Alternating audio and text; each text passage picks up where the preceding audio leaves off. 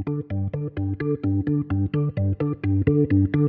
happy Halloween, Halloween, Halloween. Happy, happy Halloween, Silver Shamrock. Happy, happy Halloween, Halloween, Halloween.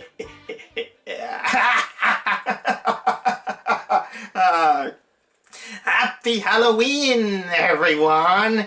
Here, Uncle Daniel is here to share you some Halloween horror. Guys, I gotta admit, I really love Halloween. I love Halloween more than Christmas, and it's because Halloween gives me the best opportunity to have so much fun with anything. Yeah, even going up with the low resources that you have. I mean, look at this. I got this old trench coat. I got this wig, and I even found myself a way to have some face paint on my face. Even though doing it for myself, it was pretty bad. So I'm not an expert on face paint, but man, I don't care. Halloween, I really love this holiday, and to celebrate, I do a typical tradition that I go through every October, and that is going to watch as much horror movies as possible because it's the perfect opportunity to do that. And bless my PlayStation 4 to give me the opportunity to rent some movies. And bless YouTube sometimes that I find some others that I don't know. And bless all other reviewers or other people that can tell me some recommendation for horror movies. And here I am that I decided to pick at random all these horror movies that I decided to watch this year. I do this every year, so and by the way, these reviews that I'm gonna do are not gonna be very long. So let's call them kind of like mini reviews, but I hope that you guys enjoy it, and probably I hope you might get interested in these kind of horror movies that I decided to watch this year. So let's no further ado. Let's go on with the first movie.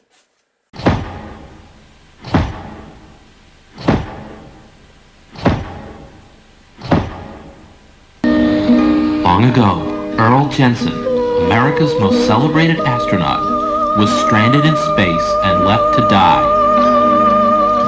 3, 2, 1, fire! Lost on a strange world of bizarre creatures and forced to fight for his life. Against all odds, he survived and assembled and trained an army of aliens.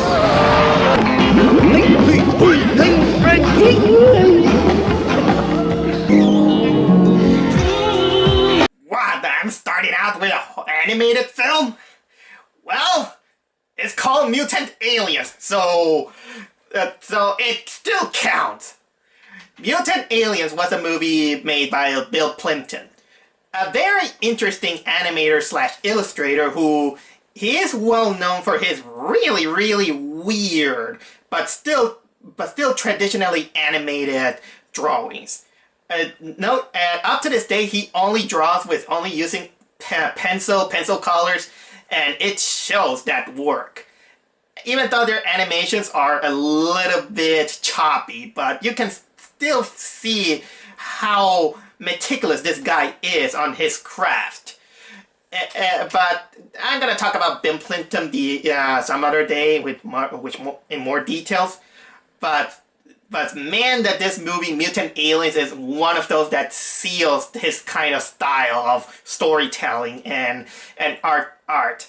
So basically, the story is about this astronaut who, because of some greedy guy, he just gets sent out into space, and well, he just this guy let him been stranded in space by pressing a button and leaking the gasoline. So many years later, that astronaut returns. 20 years, yeah, 20 years. He returns. He finds his grown-up daughter.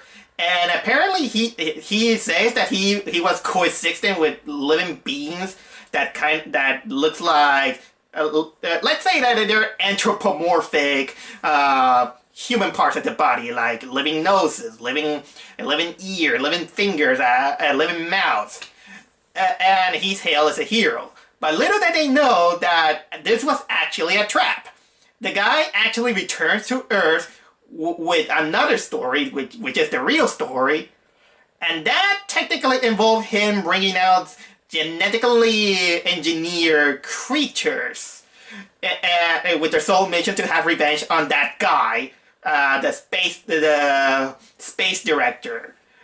And then, well, it turns out a B-movie thing. I gotta warn you that this movie has a lot of things that might shock, well, let's say children and probably adults. Because, you know Bill Plimpton, when he goes to extremes, he goes to extremes. You can see body parts being mutilated. There's a lot of sex. There's a lot of nudity. There's a lot of weird metaphors. And by the way, when I mean a lot of sex, expect a lot of that. Oh dear. I gotta warn you, it does have bestiality. I'll leave it like that. But trust me that this is a movie that is so out of its mind that, man. But how the story is? Well, the story is technically kind of all over the place, but it still handles to become have a steady pace. For one thing, the characters are really exaggerated, and honestly, the good guys are really likable. Although it takes a while to get to the mutant aliens. And the mutant aliens are technically cross-engineered animals in which they look like how can I say? These are creatures that apparently they jump out. Probably might be inspired by Undertale. They're weird. They do some weird stuff. And yeah, they kill people. They kill people. But still, the way for some reason you kind of root for these characters, because let's say that the bad guy is what you get if like a caricature version of a Donald Trump guy without being Donald Trump and without him being president. No offense, just in case. That's technically the first thing that comes into my head. The aliens are likable. I gotta admit that. Although there are some things that you might be scratching your head by saying, "Oh, Bill, what were you thinking?" Maybe he didn't have a plan. He was just doing a parody of a B movie that has a lot of these traits: murder, monsters, sex, aliens. Well, whatever. So, but still, I highly recommend, if you like Bill Plimpton, you should really check out this movie and check out his other works. They're gross, but they're still interesting. And considering the animation and the whole process that it went through, you gotta applaud at this guy, because trust me, making all these color things is a big chore.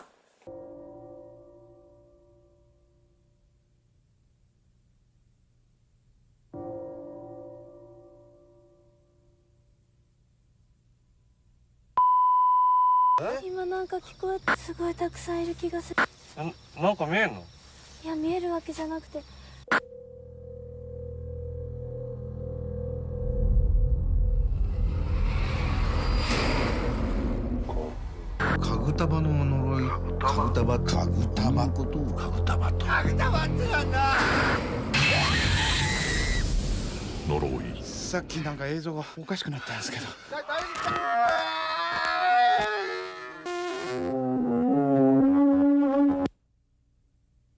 I'm really open-minded with found footage films, so much that even though they're crappy or not, I tend to give them a pass because there's nothing much that you can do about it.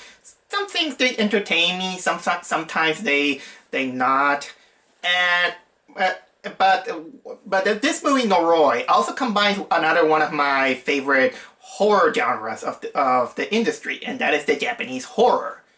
I always heard a lot of things about Noroi, saying that this movie's scary, this movie's great, and all this stuff. So I finally decided to watch it one night, and I gotta say that I can see why people praises this movie, and at the same time I can see why this movie is sometimes criticized. But in my side, I did like this movie. I'm probably going to say that I did like it, but I'm also open to see why people kind of didn't like. So Noroi is about this. It's technically a mockumentary slash document found footage film. Sorry, in my diction, in which it chronicles the investigation of this paranormal investigator who also does a TV show. This guy, what was his name called? Masafumi Kobayashi, in which he starts out making an investigation about a neighborhood in which in a house they hear it out babies crying or something like that, in which they live a very mean-spirited and cynical, eccentric woman with a child. But ever since that incident, and after that woman goes away, many things begin to happen. Most notably is that that something fishy is going on. That it involves a little girl with psychic powers. Let's say feeling something very unnatural, but also very evil within her. There's also this actress who has sixth sense, and then she begins to, when she gets near a house, or it was a cemetery, as far as I can remember, she begins to feel that something possessed her, and that it's not letting her go. And also this gives bad vibes to, apparently this eccentric guy who is dressed up with aluminum tinfoil and everything. He just screams that there are psychic worms everywhere. He's kind of acting crazy. And you might be saying that, okay, these things feels unrelated, but no, the movie kind of carefully ties things together little by little. And the plot eventually kicks in when the little girl disappears. And while doing all that investigation, Mr. Kobayashi and his cameraman and all this stuff, they begin to film. They're trying to get a scoop of what is going on. They try to find this little girl. All this leading eventually to people having some same events. People. Apparently later it becomes deadly, and that's the best I could describe. But all this leads up to a failed ritual in a town, and there is this demon. That it possessed people, and it tries to. Let's say that it involves babies dying or something like that. I kind of sometimes slip into my mind a lot of stuff. But talking about this movie is gonna be a little bit criminal, because it's gonna spoil a lot of stuff. But to make things short, the movie kind of feels that it drags on, and sometimes there are plot points that you might forget, and there's the typical things that you're gonna see in these kind of horror movies, in which they say, okay, dude, why are you filming this? Why are you filming this? But if you carefully pay attention and you feel invested in the movie, everything feels eerie, and it kind of makes you crawl your skin. I am a little bit sensible to that when I get interested on something, even on movies that are boring or pretty bad. And that one got me. It got me to the point that I was chilling and really curious to see where this leads to. As for the acting, I think they did a well done. It was okay. Sometimes you can see a little bit of wooden acting, considering that not all the actors were professional, although the director became a professional later on. but I kind of give you kudos that their expressions and their emotions are credible enough to believe that they are suffering by the things that are happening.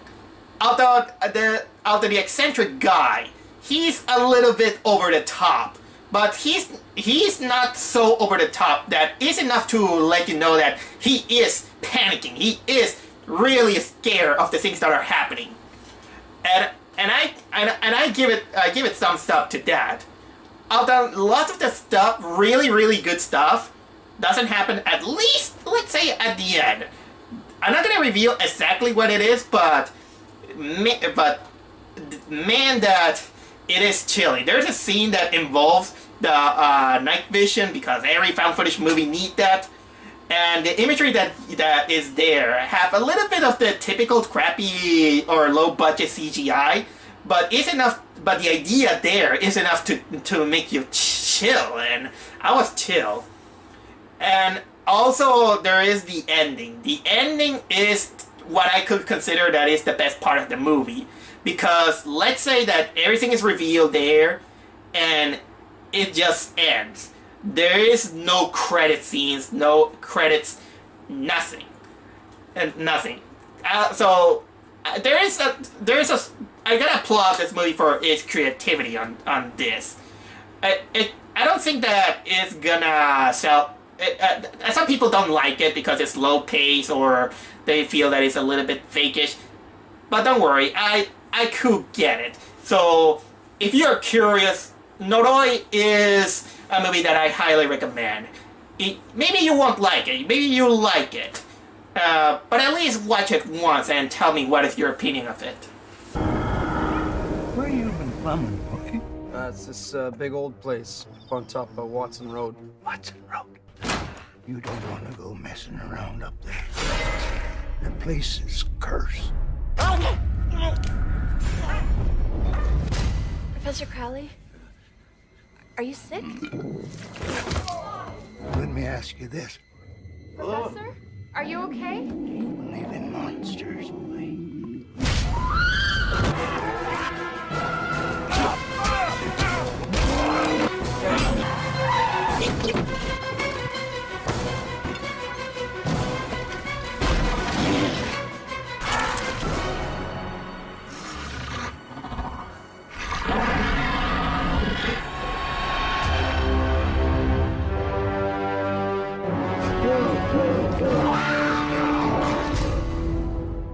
Move over, Ash Williams. We got a new monster slayer, and that is Jack Brooks, a plumber with rage issues. I'll say this, people, if you're looking for a really cheesy, really B-listed movie, or a really absurd but yet fun movie, I highly recommend you to watch this movie. You might regret it, but man, that this movie made me remember all these days in which you just watch all these 80s monsters movie. Oh man. Thank you, Canada. Canada still making movies that they're not mainstream but still manage to entertain me. So as you can tell, Jack Brooks' Monster Slayer basically is the movie is about this guy named Jack Brooks, who he has a big temper. He's filled with rage, and is naturally due because he was witness of his whole family being slaughtered by monsters, and when he managed to escape and nobody believed him. And the poor guy, he has to deal with a psychologist who tries his best to help him, his girlfriend who is a total bitch. He goes also to nighttime science class, I think it's for college or something like that, in which he has to deal with probably the nerdiest bully I have seen in my life. And also he has to keep up the job by being a plumber. But he's having people are kind of getting sick of his tirades, his rants, and all that stuff, because he's always have this inner rage within him. But the plot, so technically the poor guy feels that he could have done something to save his family, but too late. They were killed and eaten by monsters. Where these monsters comes from, the movie never tells. Because funny enough is that the opening starts out with something really unrelated. It opens with this African primal tribe battling a monster that probably came out from all these Ray Harryhausen 80s movie. It wasn't claymation. It was a kind of a typical guy in a monster suit. And from that, you won't hear about these things at least until the end of the movie. But the big plot is that Robert Englund goes to... No, sorry. I mentioned Robert Englund. Boy, I'm spoiled the surprise! But yeah, the teacher, the science teacher, who is played by Robert Englund, yes, Freddy Krueger himself, he asked Jack Brooks to fix a plumbing in his really old decay house, but during that they released some kind of ancient evil that was buried underground near the house, and that ancient evil is technically a big boss which has a skeleton with a still beating heart, and that heart kind of looks like the heart of Mantarok from Eternal Darkness. But technically this heart is kind of spill out a smoke and that it possessed Robert Englund, and he eats it.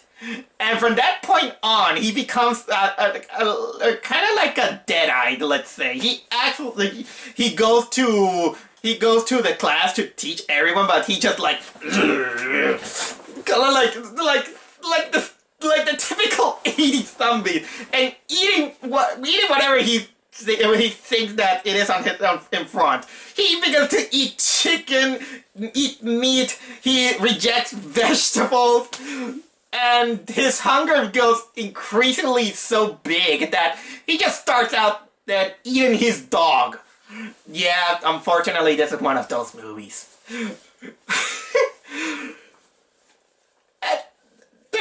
There's not much explanation about where that heart came from. The least we could have is that Jack Brooks, he goes to a warehouse store and he meets this old guy. What was the name of this guy? With this guy played by David Fox.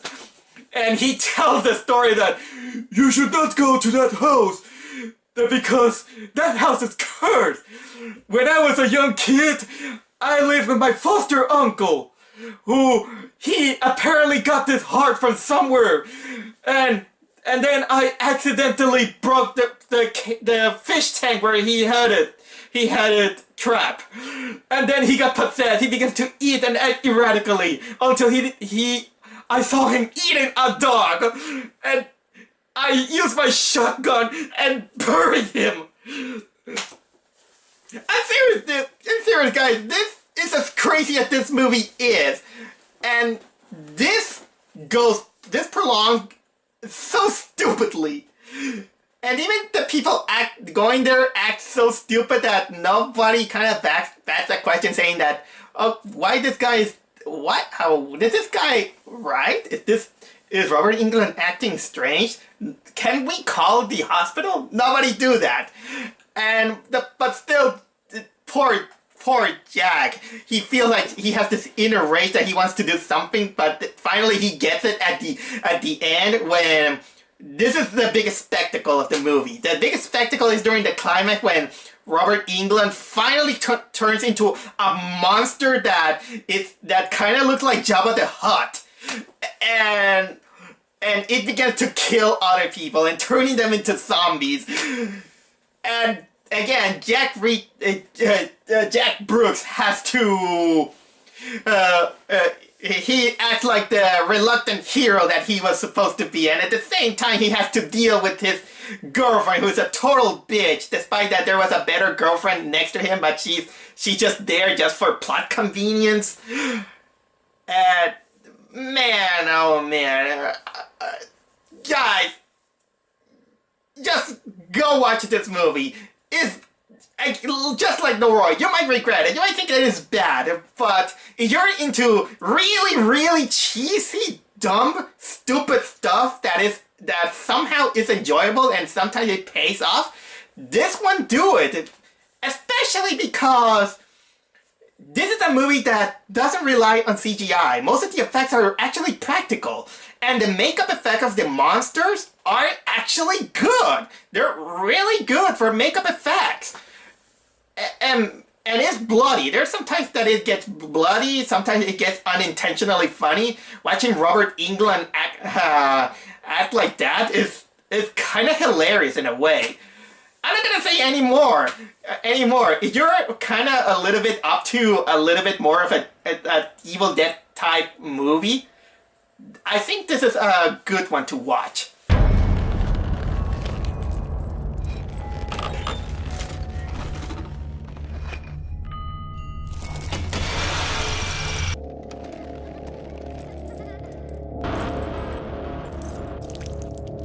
Some douchebag in a costume acting like a retard because it's Halloween.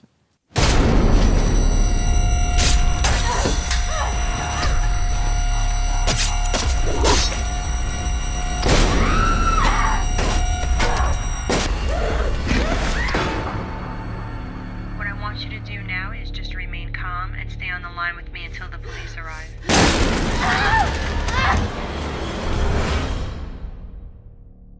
I gotta warn you that Terrifier is not for everyone. This is a really, really sadistic film.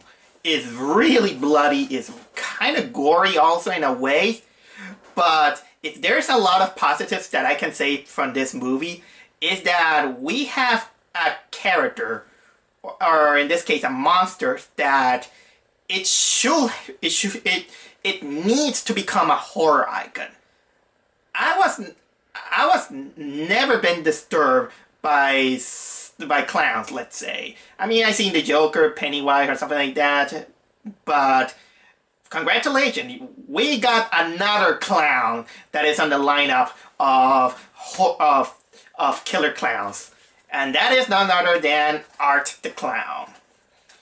The movie Terrifier is actually a spin-off of this anthology film called All Hallows Eve. I never saw it, so I can't say any more than that. And there's also short films with that clown that I haven't seen it. I just went to this movie blindly. And man, that is technically one of the most disturbing films I have seen. Mostly again because of the clown. I mean, look at it. He looks terrifying. I mean, not even Pennywise can top that. And it shows that this movie wanted to make technically a slasher exploitation film.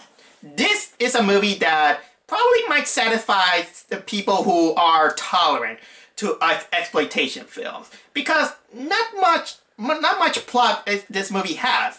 It basically is about these two girls that are drunk on Halloween. They go to a pizzeria and they're stalked by this creepy guy in this clown suit. He's kind of always carrying out this sack that looks like a garbage sack, and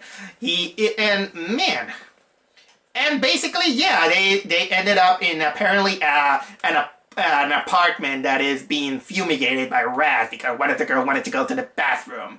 And from that point on, you just have the clown who has trying to find ways to kill the other girls and the other people who get near him.